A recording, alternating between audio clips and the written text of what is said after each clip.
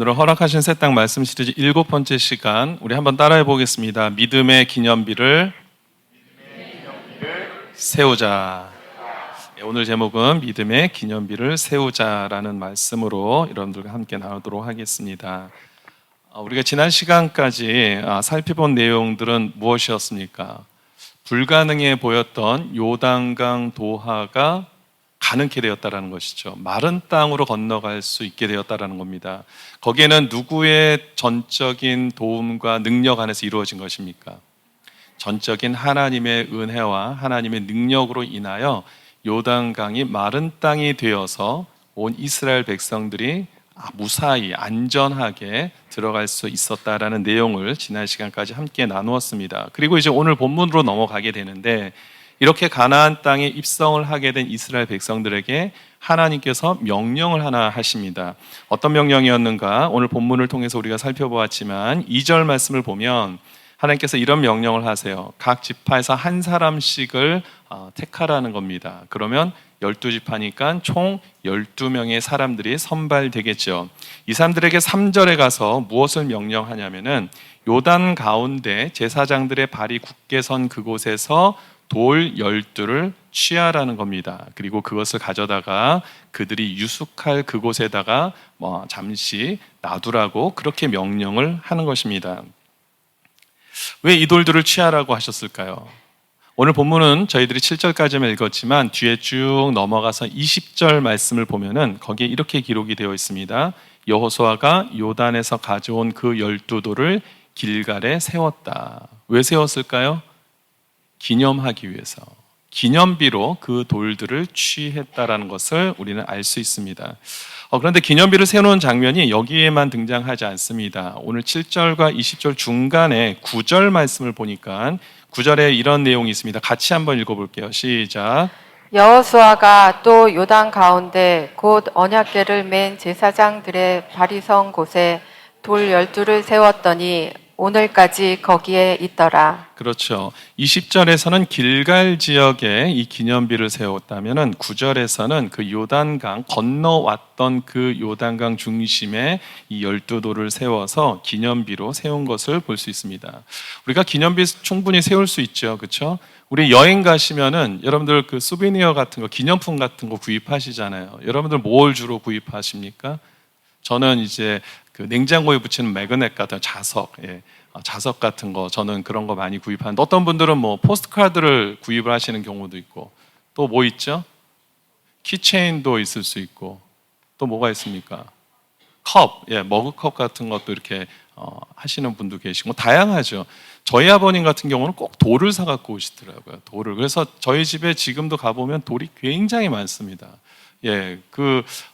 아마 이 본문을 계기로 해서 저희 아버님이 돌을 취하기 시작하지 않나 싶은데, 하여튼간에 여행지를 가면 각자 원하는 어떤 그런 기념품들을 구입을 해놓고 그것을 보면서 나 저때 저기 갔었지, 그때 이런 기억이 있었지 라고 그렇게 생각을 하실 것 같습니다. 충분히 기념비 세울 수 있습니다. 그런데 단순한 기념비가 아니겠죠. 이것은 하나님께서 특별한 의미를 가지고 의도를 가지고 세우신 기념비라는 것을 우리는 짐작할 수 있습니다. 따라서 이 내용을 통해서 우리가 두 가지 중요한 내용들을 좀 살펴보려고 하는데, 첫 번째는 이것입니다. 그렇다면 하나님께서 이 기념비를 세우시게 한 궁극적인 목적은 무엇일까? 단순한 기념은 뛰어넘을 거라는 생각을 우리는 충분히 할 수 있는데, 과연 그 궁극적인 목적이 무엇인가? 왜냐하면 지금 이렇게 내용을 보니까요, 하나님께서 이 여호수아 사정 안에서 이 기념비를 세우는 것에 너무나 마음을 다 쏟아부은 모습을 보게 됩니다. 너무 진심이에요. 하나님께서 이 기념비를 세우는 것을 너무나 원하는 것을 우리는 볼 수 있습니다. 왜 그토록 하나님께서 이 기념비 세우는 것을 원하시는가? 한번 우리가 살펴볼 필요가 있겠죠. 여러분 생각해 보십시오. 지금 사실 이스라엘 백성들에게 필요한 것은 한가하게 돌이나 주워 다니면서 기념비 쌓고 하는 것이 중요한 것이 아니죠. 왜냐하면 요단강을 건너는 일도 어려웠지만 요단강을 건넌 이후부터 시작되는 그 전쟁이 진짜 아닙니까? 가나안 정복을 위해서는 요단강만 건너간다고 해서 그냥 땅을 거저주는 게 아니잖아요. 이제는 그것 땅을 하나씩 지역을 넓혀가면서 전쟁을 통해서 취해야 되는 진짜 중요한 일전이 남아있는데, 이렇게 한가하게 지금 돌이나 취하고 있을 수 없지 않습니까? 그런데도 불구하고 하나님께서 왜 이 기념비를 세우는 일에 그렇게 하나님이 원하셨는가? 우리가 살펴봐야 될 필요가 있습니다. 그만큼 이것은 기념비를 통해서 하나님께서 영적인 메시지를 우리에게 주고자 한다는 것을 우리가 알 수 있습니다. 여러분, 성경을 보면 우리 성도가 추구해야 하는 삶의 본질이 무엇인지를 소개하는 여러 내용들이 있는데, 그중에 시편 말씀에 보면 이런 말씀이 있습니다. 하나님을 아는 것이 힘이다 라는 말씀이 있습니다. 그렇죠? 그리고 호세아서에서도 그토록 호세아 선지자가 부르짖는 내용이 하나 있었어요. 우리가 여호와를 알자, 힘써 여호와를 알자. 어떻게 알자고요? 힘써 여호와를 알자. 왜 그것이 필요할까요? 왜냐하면 백성들이 여호와를 알지 못했기 때문에 망하기 때문에 그렇습니다. 그것을 하나님이 너무 잘 아시는 거예요. 하나님을 아는 것이 아무것도 아닌 것 같지만 내가 믿는 하나님이 누구인지를 아는 것은 너무나 중요한 겁니다. 신앙의 그것이 본질입니다. 이것이 가장 기본적인 거예요. 내가 믿는 하나님이 누군지를 소개하지 못한다면 지금 우리 신앙은 건강하지 못한 거죠. 내가 믿는 하나님이 최소한 어떤 하나님이라는 것을 우리는 누군가에게도 쉽게 한마디로라도 얘기할 수 있어야 된다는 것입니다. 근데 우리가 하나님을 아는 지식이 줄어들면 들수록 우리의 많은 부분들이 문제가 생길 수밖에 없습니다. 모든 일에도 마찬가지죠. 기초가 든든해야지만 그것이 온전하고 더 건강하게 유지가 될 수 있는 건데, 기초가 무너지면 어떻게 됩니까? 아무리 멋진 빌딩도 순식간에 무너질 수밖에 없는 것처럼 영적인 삶이 그렇습니다. 우리의 기초가 무너지는 순간 우리의 영적인 모든 것들이 무너질 수 있는데, 가장 기본이 뭐냐면 우리가 하나님을 아는 것입니다. 믿으십니까? 우리가 하나님을 아는 지식이 없어서 망한다라고 했기 때문에 우리는 반드시 하나님을 알아야 되는데, 특별히 그 아는 것을 위해서 하나님께서는 이 기념비를 세우라고 말씀하시는 거예요. 특별히 누가 이 하나님을 알기를 원하십니까? 다음 세대들, 하나님을 알지 못하는 그 다음 세대들, 그 다음 세대들이 하나님을 제대로 알게 하기 위해서 이 기념비를 세웠다라는 겁니다. 그러니까 다시 말하면 하나님께서 기념비를 세우게 하신 가장 큰 목적은 믿음의 계승을 원하셨다는 사실입니다. 그것은 6절과 7절 우리가 읽어본 내용에서 확인할 수 있습니다. 우리 6절과 7절 말씀을 다시 한번 보시면 같이 한번 읽어볼게요. 시작. 이것이 너희 중에 표징이 되리라. 후일에 너의 자손들이 물어 이르되 이 돌들은 무슨 뜻이냐 하거든. 7절. 그들에게 이르기를 요단물이 여호와의 언약궤 앞에서 끊어졌나니 곧 언약궤가 요단을 건널 때 요단물이 끊어졌으므로 이 돌들이 이스라엘 자손에게 영원히 기념이 되리라 하라 하니라. 그래서 지금 무엇을 얘기합니까? 기념비를 보면서 자녀들이 아니 아빠 저 돌들 왜 세워져 있는 거야? 라고 물어보면 뭐라고 대답하라고요? 이때 이 언약궤 앞에서 이 요단강 물들이 다 끊어져서 우리가 이것을 건널 수 있었어. 또 그 다음 세대들은 또 다음 세대들이 할아버지 이 돌은 왜 세워진 거예요? 우리 할아버지 세대 때 하나님께서 이 놀라운 일들을 행하셔서 우리가 이렇게 요단강을 건널 수 있었단다. 이야기를 해주라는 겁니다. 하나님이 어떤 하나님이신가? 우리가 어떻게 이 요단강을 건넜는가? 어떻게 가나안 땅을 정복할 수 있었는가를 알려주라고 이 기념비를 세웠다라고 분명하게 말씀하고 있습니다. 아까 우리가 20절에도 길갈에 이 기념비를 세웠다고 말씀드렸는데 여기 여호수아서 4장 22절도 마찬가지입니다. 왜 길갈에 기념비를 세우게 되었는가? 너희는 너희 자손들에게 알게 하여 이르기를 이스라엘이 마른 땅을 밟고 이 요단을 건넜습니다. 우리 믿는 하나님이 도대체 어떤 하나님인가를 자녀들도 분명하게 알게 해야 된다는 것이 하나님께서 이 기념비를 세우게 하신 목적이라는 것입니다. 근데 우리들에게는요, 고질병이 있습니다. 고질병. 어떤 고질병일까요? 하나님의 은혜를 자꾸만 잊어버려요. 잊어버리는 거는 가능한데, 잊어버린 자리에, 하나님의 은혜의 자리에 누가 들어가냐면 내가 들어간다는 사실입니다. 나의 공로가 들어가는 거예요.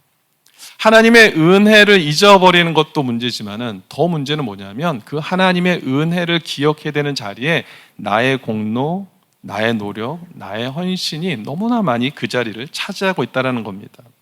다시 말해서 하나님의 은혜를 기억하는 일보다 나의 열심, 나의 하나님께 드렸던 많은 그런 마음들, 이런 것들을 더 기억하는 일들이 너무 많다라는 것이죠. 그것이 너무 익숙한 것을 보게 됩니다. 여러분, 사무엘상 15장에 보면 사울 왕이 이스라엘 왕위에 오르고 얼마 지나지 않아서 하나님께서 사울 왕에게 명령 하나를 하십니다. 어떤 명령을 하시냐면 아말렉을 물리치라는 겁니다. 다 진멸하라는 명령을 하세요. 그것이 사무엘상 15장 이 3절에 나와 있어요. 모든 것들을 다 진멸하라고 말씀하시죠. 어떻게 합니까, 사울 왕이? 그렇죠. 어제 일도 제가 모르는데 어떻게 사울 왕의 이야기까지 알 수 있겠습니까? 모르죠. 예, 말씀 보면 알죠. 말씀을 보면은 이 사울 왕이 진멸하라는 명령을 다 듣고는 어떻게 합니까? 이 아가 왕을 비롯해서 아주 품질 좋은 이 가축들은 살려줍니다. 왜 살려둡니까? 자신들이 취하기 위해서 그것을 내버려 두는 거죠. 근데 결국은 뭐냐면은 오늘의 포인트는 결국은 이 전쟁을 누가 이깁니까? 이스라엘이 이겼다고요. 아말렉을 물리쳤어요. 물론 하나님 명령대로 온전히 순종하지 못했지만 이스라엘의 승리로 이 전쟁이 끝났습니다.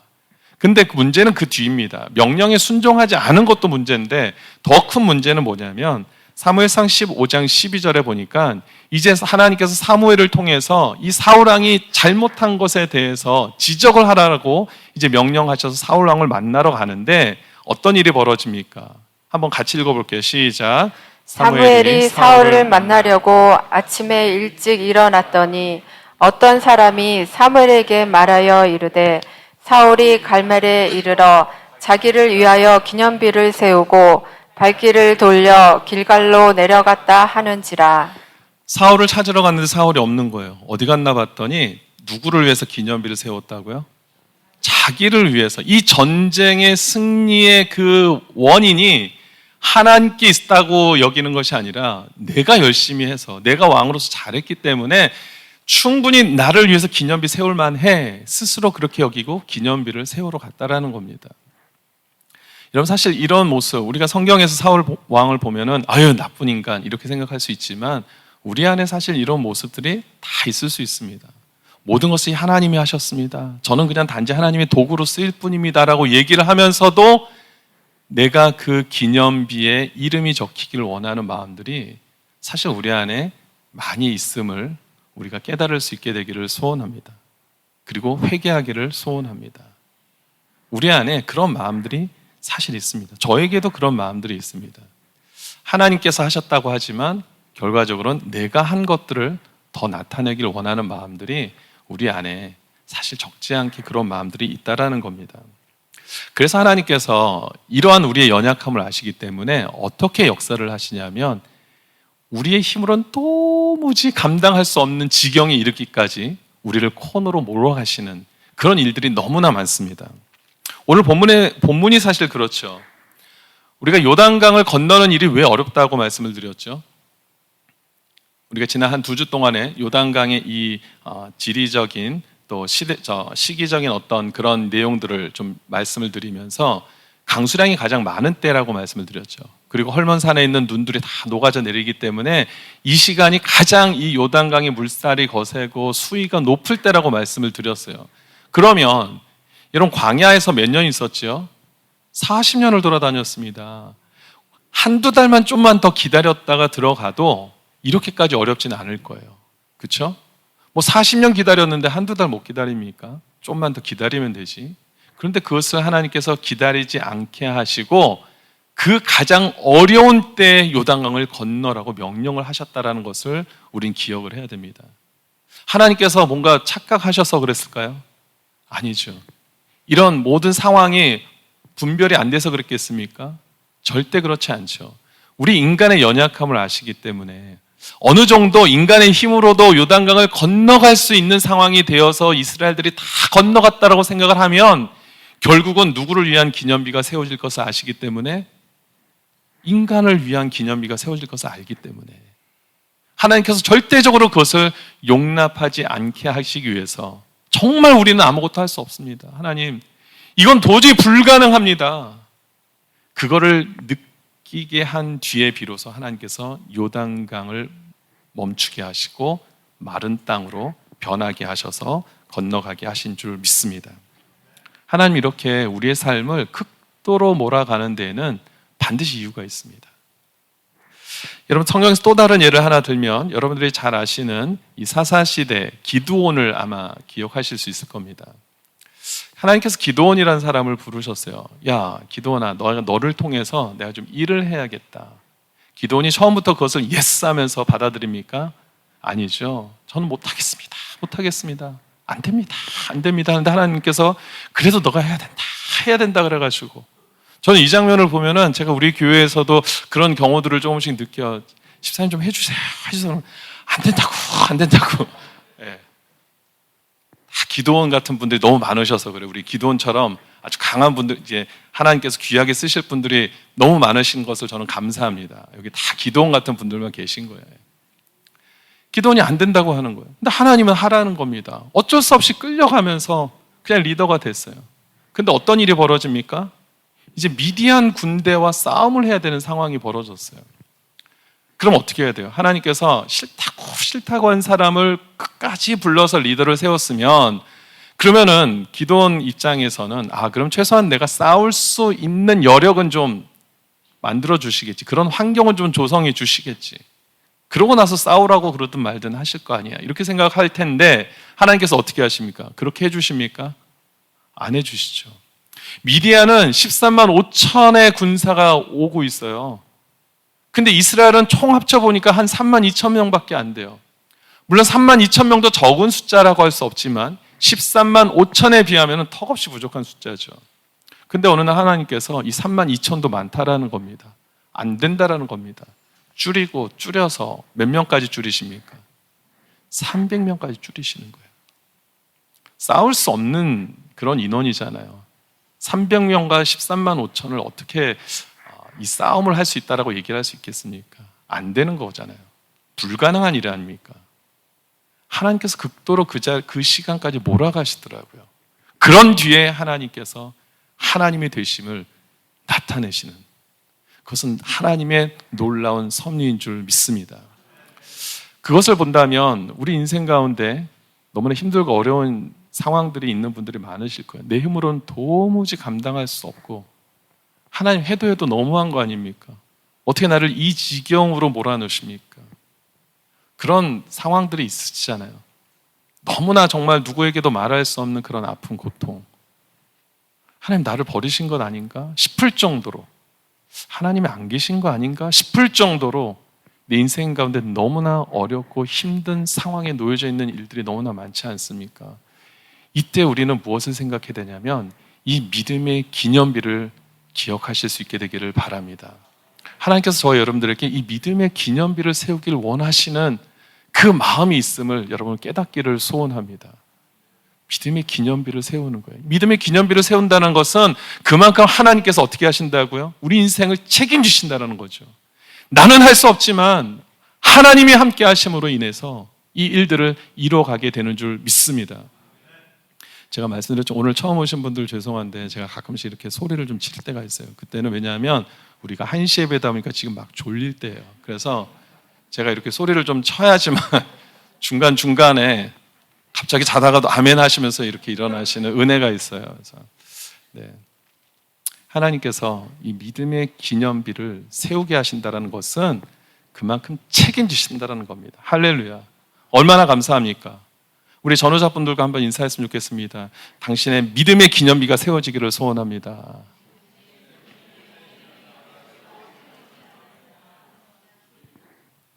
그래서 사무엘상 7장에 보면은 여기서도 또 하나의 이러한 비슷한 상황이 일어납니다. 이스라엘 백성들이요, 블레셋과의 전쟁이 있었습니다. 어떤 때였냐면은 이스라엘 백성들은 미스바에 모여서 같이 연합해서 기도하려고 모였는데 그 틈을 이용해 가지고 이 나쁜 이 블레셋 사람들이 공격을 해오는 거예요. 이거 누가 이기겠습니까?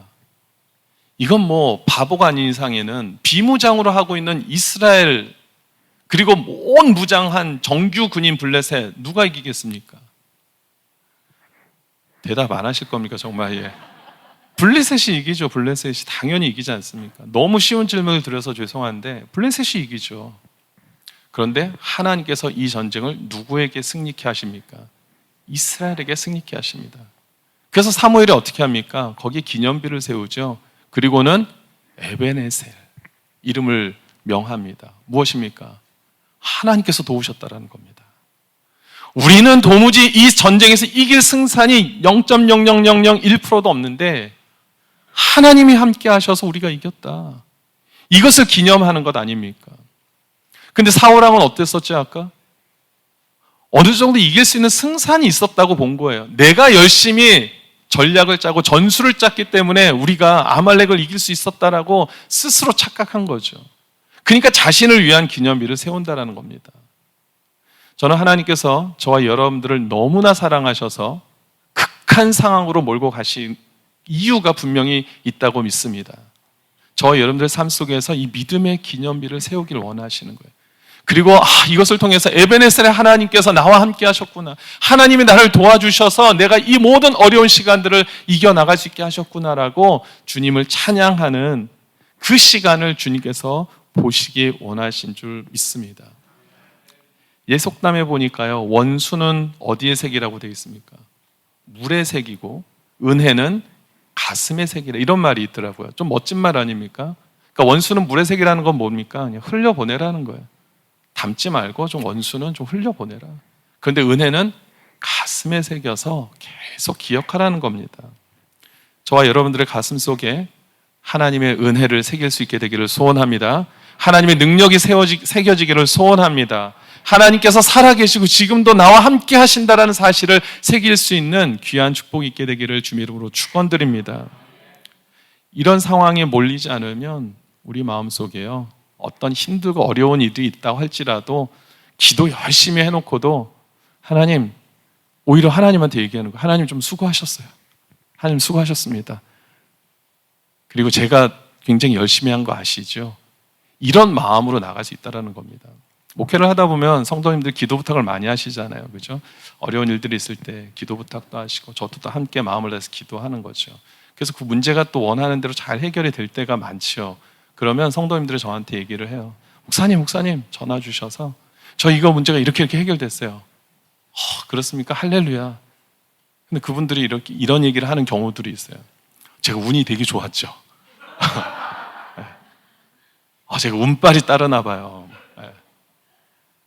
기도 그렇게 열심히 해놓고 하나님께 그 모든 것들을 맡겼다고 해놓고서는 제가 정말 운이 좋은 사람이에요. 저희 교회 말고 예전부터 알았던 분들이, 그런 분들이 계시더라고요. 우리 마음이 근데 그런 일들이 참 많이 있습니다. 하나님께 맡겼다고 하는데 아닌 경우가 너무 많아요. 그게 잘 됐을 때는 잘 되면 내 탓, 그렇죠? 안 되면 하나님 탓. 이렇게 돌리는 모습들이 우리 안에 너무나 많다라는 겁니다. 따라서 우리 첫 번째로 제가 살펴보았던 건, 이 기념비를 통해서 하나님 원하시는 것은 무엇인가? 궁극적인 목적은 무엇인가? 이 기념비를 통해서 하나님을 기억하게 해서 우리 신앙의 기초를 다지기 원하시기 때문에 이 기념비를 세우게 하셨다는 겁니다. 특별히 이것이 그 시대, 은혜를 받은 세대에서만 그치는 것이 아니라 누구에게까지요? 자자손손, 이 믿음의 계승이 이어지기를 주님이 너무 원하신다는 사실을 기억하시면서 여러분들 가슴에 새겨진 그 믿음의 기념비가 자자손손 이어질 수 있게 되기를 주님 이름으로 축원드립니다. 한 가지 더 오늘 본문을 통해서 우리가 좀 살펴보고 싶은 부분은 뭐냐면, 그렇다면 이 기념비가 세워진 성도들의 삶, 하나님의 백성들의 삶은 어떻게 살아갈 수 있게 되는가, 이 부분에 대해서 좀 살펴보려고 합니다. 첫 번째는 두 가지로 이것을 좀 나눠보려고 하는데, 첫 번째는 우리가 정말 우리 마음속에 믿음의 기념비가 세워지게 되면 우리는 겸손하되 담대하게 살아갈 수 있게 되는 줄 믿습니다. 한번 따라해 보겠습니다. 겸손하되 담대하게 살아갑니다. 무슨 말인가? 이런 삶을 잘 살아낸 한 사람을 소개하겠습니다. 다윗이죠, 다윗.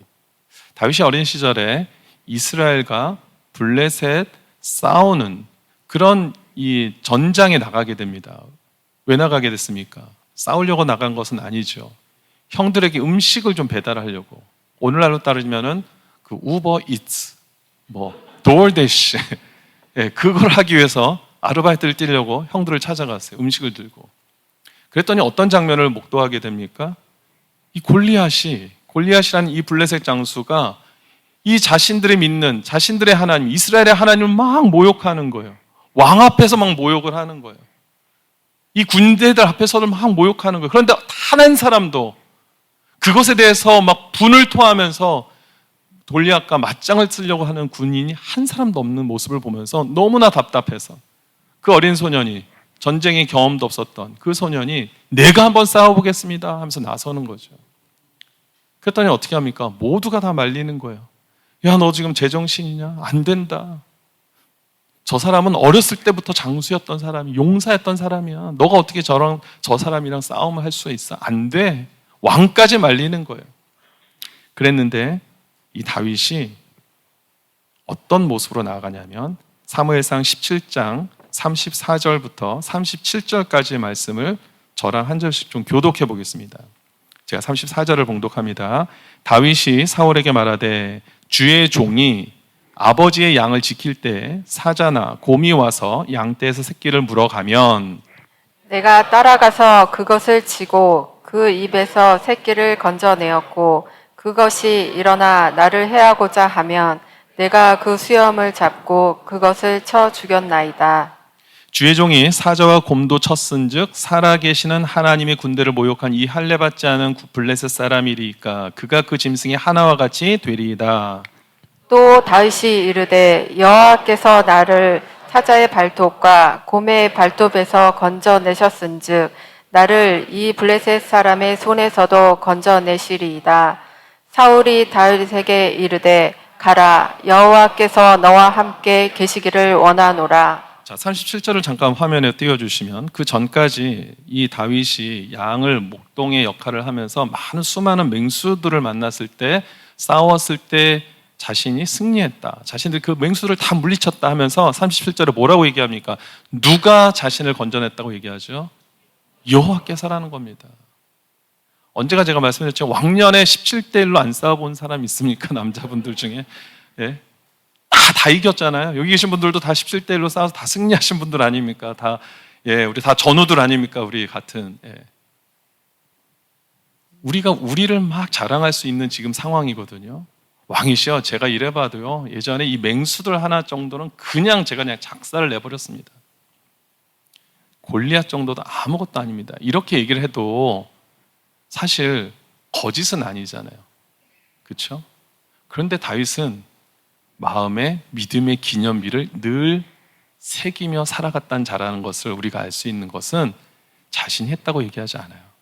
하나님이 하셨다. 언제나 다윗은 겸손하지만 담대할 수 있었던 이유는 바로 다윗의 삶 속에서 역사하셨던 그 하나님의 은혜를 마음속에 언제나 기념비로 새기고 살아갔기 때문에 겸손하되 담대할 수 있는 줄 믿습니다. 저는 우리 더블레싱 교회 모든 성도님들이 겸손하되 담대할 수 있게 되기를 주님 이름으로 축원드립니다. 겸손하지만 언제나 어느 때든 하나님의 능력을 의지하여서 담대히 나아가는 우리 성도님들 될 수 있게 되기를 주님 이름으로 축원드립니다. 또 한 가지 더 말씀드리면 믿음의 기념비가 세워진 자들은 어떤 삶을 살아갈 수 있는가? 모든 영광을 하나님께만 올려드린다라는 것입니다. 아까 다윗의 삶하고도 비슷하지만 여기에 조금 더 구체적인 예가 하나 있는 것은 사도행전 3장에서 우리가 발견할 수 있습니다. 사도행전 3장에 보면은 베드로와 요한이 이 성전에 올라갔을 때 성전 미문에서 구걸하던 한 사람을 만나죠. 남에서부터 걷지 못한 사람이었어요. 이 사람을 어떻게 합니까? 예수 그리스도의 이름으로 그를 일으켜 세우는 놀라운 기적을 베풉니다. 그랬더니 그 주위에서 이 상황을 목격한 모든 사람들이 어떻게 해야 되겠습니까? 당연히 베드로와 요한에게 집중을 하게 되죠. 영웅이 돼버린 겁니다. 와, 대단하다, 대단하다. 이야, 정말 능력 있는 사람이다. 그랬더니 베드로가 이 상황을 보면서 뭐라고 얘기하는지 12절에서 우리가 함께 보겠습니다. 시작. 베드로가 이것을 보고 백성에게 말하되 이스라엘 사람들아 이 일을 왜 놀랍게 여기느냐 우리의 개인의 권능과 경건으로 이 사람을 걷게 한 것처럼 왜 우리를 주목하느냐. 나를 주목할 필요가 없다. 왜 나를 주목하냐? 왜 우리한테 자꾸만 이렇게 주목하고 우리를 왜 영웅 취급하냐? 아니다. 그러면서 16절 말씀을 보면은 그 이름을 믿음으로, 누구의 이름입니까? 예수 그리스도의 이름을 믿음으로 그 이름이 너희가 보고하는 이 사람을 성하게 하였나니 예수로 말미암아 믿음이 너희 모든 사람 앞에서 이같이 완전히 낫게 하였느니라. 베드로와 요한 정도면 한 번쯤 자신들의 어떤 능력을 우쭐댈 수 있을 것 아닙니까? 근데 그렇게 하지 않았다는 거예요. 이것은 나를 주목하지 마. 하나님이 하신 일인데, 예수님이 하신 일인데 오직 하나님께만 모든 영광을 올려드리는 줄 믿습니다. 마음의 믿음의 기념비를 세우고 살아가는 자들은요, 하나님의 영광을 절대 가로채지 않습니다. 온전히 하나님께만 모든 영광을 올려드리게 되는 줄 믿습니다. 이제 말씀을 제가 정리합니다. 저 여러분들 안에 가슴 속에 이 믿음의 기념비가 반드시 세워지게 되기를 주님의 이름으로 축원드립니다. 이것을 통해서 우리는 겸손하되 담대해질 수 있습니다. 그리고 어떤 상황 속에서든 하나님의 영광을 빼앗고 가로채는 자가 아니라 모든 영광을 온전히 주님께 올려드리는 삶을 살게 되는 줄 믿습니다. 그러므로 인하여 우리뿐만 아니라 또 이것을 우리의 자자손손 다음 세대들에게, 우리 주위에 있는 믿지 않는 자들에게 알려줌으로 인해서 주의 나라가 확장됨으로 인하여 하나님이 저와 여러분들의 삶을 기쁘시게 여기는 줄 믿습니다. 그리고 이에 합당한 또 이 모든 일들을 감당할 수 있도록 하나님께서 능력 주시고 계속해서 끊임없는 은혜를 베풀어 주실 줄 믿습니다. 그래서 우리 저와 여러분들의 삶 속에 언제나 믿음의 기념비를 세우는 귀한 삶을 주님 앞에 올려드리는 귀한 성도님들 되시기를 주님의 이름으로 축원드립니다. 아멘.